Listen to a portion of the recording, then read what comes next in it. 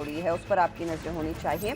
अच्छा, एचडीएफसी और HDFC bank के लिए एक बड़ी डेवलपमेंट आ रही है, ये आपकी स्क्रीन पर रखते हैं दोनों ही स्टॉक्स। आपको याद होगा दोनों स्टॉक्स में एक अच्छा खासा मोमेंटम देखने को मिला है। मौजूदा एमएससीआई बढ़ेगा, मर्जर कंपनी बढ़ाएगा मर्जर कंपनी की वैल्यू।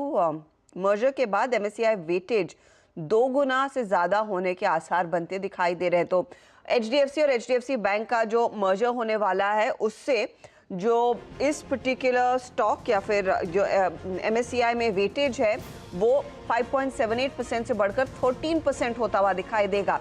इसका मतलब यही है कि उतना फिर फंड फ्लो आता हुआ दिखाई दे सकता है और ये इनफैक्ट एक बड़ी चीज़ है, क्योंकि नॉर्मली समय लगता है वो वेटेज बढ़ने के लिए, लेकिन अब ये मर्जर हो रहा है दोनों एंटिटीज़ का, उसके मद्देनज़र दरअसल वो वेटेज बढ़ता हुआ दिखाई देगा। तो ये 5.78% से बढ़कर 13% हो सकता है। ये फिलहाल आपके जहन में होनी चाहिए बात, और वो दोनों स्टॉक्स आपके लिए आउट परफॉर्मर्स हैं ही। कल दोपहर से हम बात कर रहे थे इनफैक्ट दोनों ही ट्रेड्स की। चलिए कॉनकॉर की बात करते हैं अब, क्योंकि कॉनकॉर के नतीजे आए और मुनाफा 15% बढ़ा है, तो आय में 8% तक की वृद्धि देखने को मिली है। एबिटा में भी 17% का इजाफा देखने को मिला, मार्जिन्स भी बेहतर हुए हैं। इन्हीं पर बात करने के लिए कंपनी के चेयरमैन और मैनेजिंग डायरेक्टर वी कल्याण राम हमारे साथ जुड़ गए। मिस्टर राम, स्वागत है आपका सीएनबीसी आवाज पर। It's been a fairly good quarter for you. अगर आप मुझे हाईलाइट दे सके कि डोमेस्टिक वॉल्यूम की स्थिति क्या है और एक्सपोर्ट इंपोर्ट बिजनेस में स्थिति क्या उभर कर आई है। हाँ, गुड मॉर्निंग। डोमेस्टिक तो हम लोग बहुत अच्छा कर रहा है। डोमेस्टिक में जो ग्रोथ हम लोग जो देख रहा है करीब 30% ग्रोथ आ रहा है। वो पिछले साल भी हम लोग को पूरा साल में मिला, इस साल में भी पहला 2 क्वार्टर में हम लोग को वही ग्रोथ हासिल हो रहा है। ये मेनली इसका वजह ये है कुछ नया प्रोडक्ट हम लोग लॉन्च किया हुआ है, movement of commodities in bulk, वो भी काफ़ी हमको सहायता दे रहा है इसमें एक टारगेट अचीव करने में। एंड वी आर होपफुल कि पूरा साल भर में भी हम लोग का डोमेस्टिक का काफ़ी अच्छा वॉल्यूम ग्रोथ रहेगा। एक्सिम बिजनेस तो थोड़ा सा सबजूड है, एक्सपोर्ट इंपोर्ट्स इंडिया में थोड़ा सबजूड है, क्यों खास करके कुछ रिस्ट्रिक्शन आया पिछले क्वार्टर में, और जो इंडियन मार्केट्स जहाँ एक्सपोर्ट जाता है, European markets and USA markets, वहाँ थोड़ा सा रिसेशन का बात चल रहा है, economy is not doing very well. So अभी फ़िलहाल थोड़ा एक्सिम वॉल्यूम्स और सबजूड लेवल में है। बट हम लोग का जो डिस्कशन हुआ बाकी स्टेक होल्डर्स का साथ, shipping lines, exporters, importers and major industrial houses, आगे जाके हो सकता है अच्छा होगा ये volumes.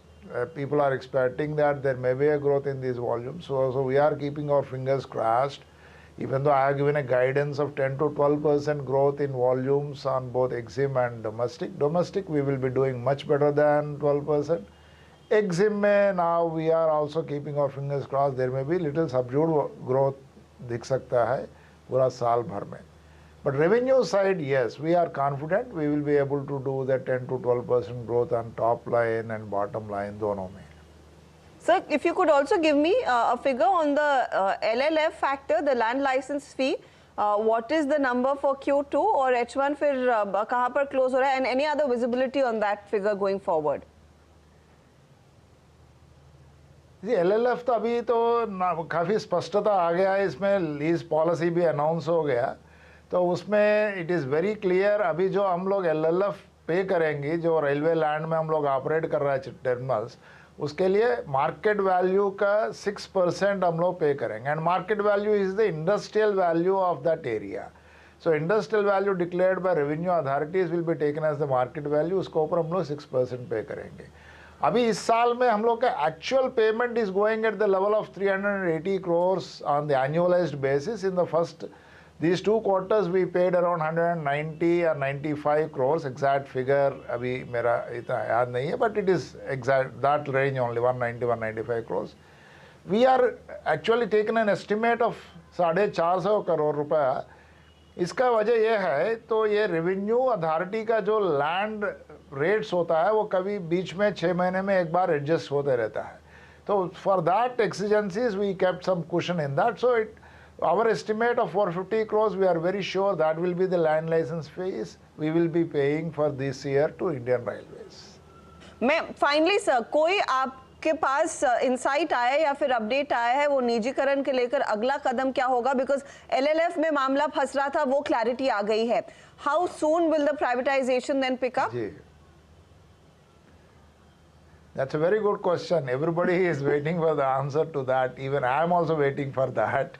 Because the privatization, the divestment, strategic divestment जो announce किया government, वो करने वाला तो DIPAM department है.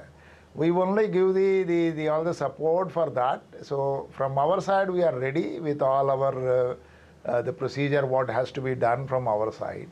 So in fact, we are also waiting for this to be finalized fast because too much of uncertainty for a long period is not good for the business. So हम लोग भी wait कर रहा है. Yes, I think something will come up, should come up because now काफ़ी कुछ जो मुद्दा है जो जिसमें फंसा हुआ तो वो सब अभी क्लैरिफाई हो गया. होपफुली वो सफाई आएगी. तो आपसे दोबारा बातचीत होगी. बहुत बहुत शुक्रिया sir and all the best for the second half. Thank you. तो ये बात हुई कॉनकॉर की, लेकिन HDFC और HDFC बैंक वो दोनों स्टॉक्स आपकी स्क्रीन पर एक बार फिर लेकर आते हैं क्योंकि इन्हीं दो कंपनियों का वेटेज दरअसल